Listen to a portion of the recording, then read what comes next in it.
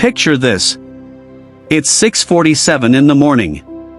The kids aren't up yet, the coffee's still brewing, and you're sitting at your kitchen table scrolling through your bank balance wondering how you're going to make ends meet on one income. Now picture the exact same person 18 months later. Same kitchen table. Same coffee. Except now they're running a business that pulls in more than their old 9-to-5 ever did, and they haven't left the house once to do it. That is not a fantasy. That is happening across Australia right now, in lounge rooms and garages and spare bedrooms, and if you stick with me until the end of this video, I'm going to walk you through exactly how. Here's what most people get wrong about starting a business from home.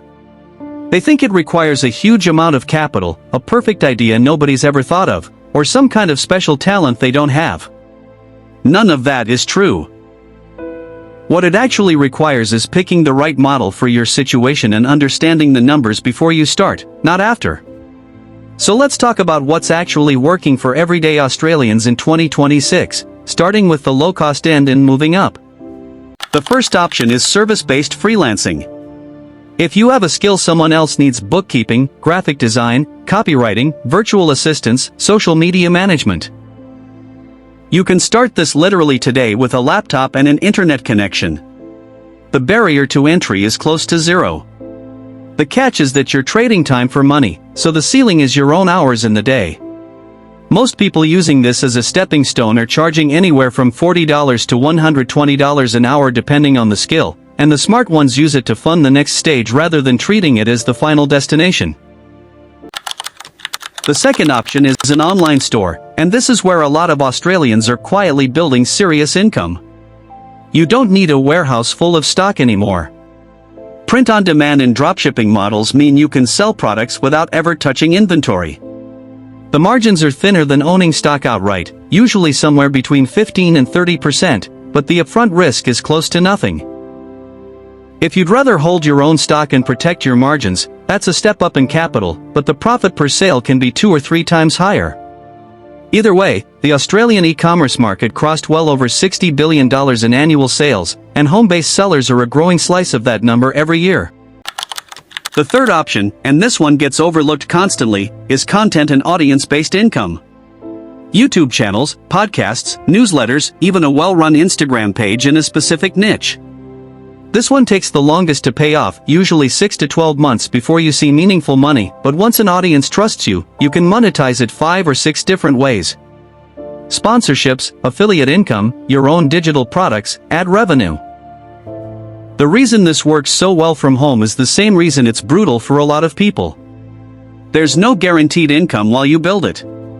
But for those who stick it out, it often becomes the highest margin business on this entire list, because you're not selling a physical product, you're selling trust. The fourth option is digital products and online courses. If you know how to do something well, a trade skill, a fitness program, a financial process, anything, you can package that knowledge once and sell it thousands of times. The upfront work is heavy.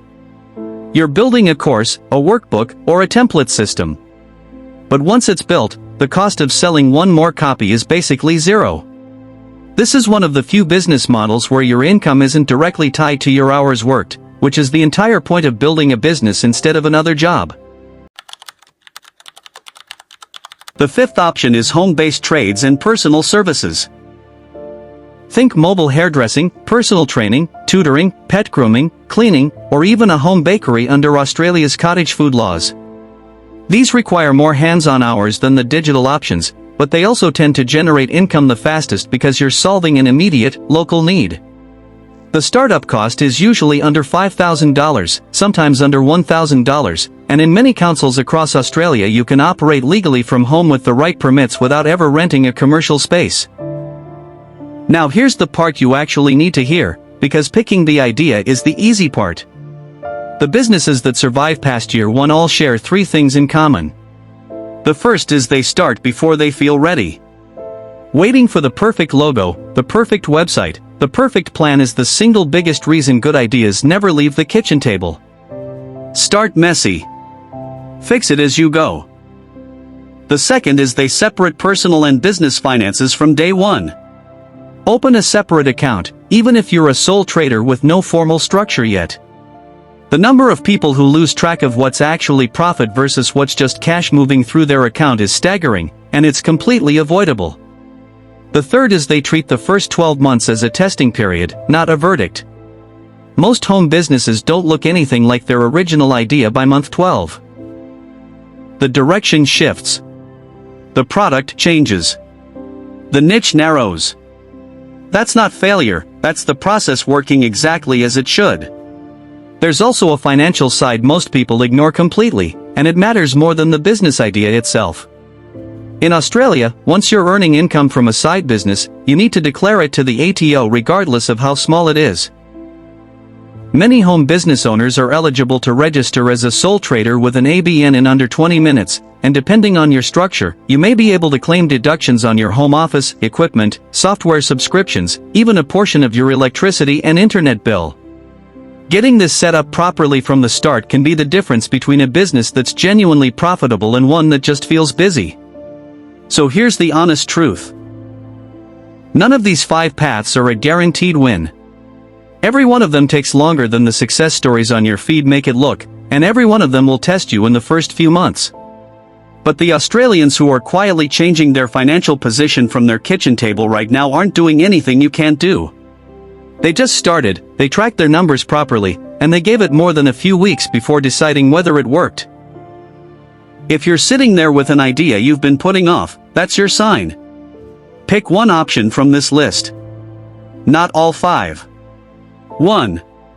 Set a date this week to take the first real step, whether that's registering your ABN, listing your first product, or publishing your first piece of content.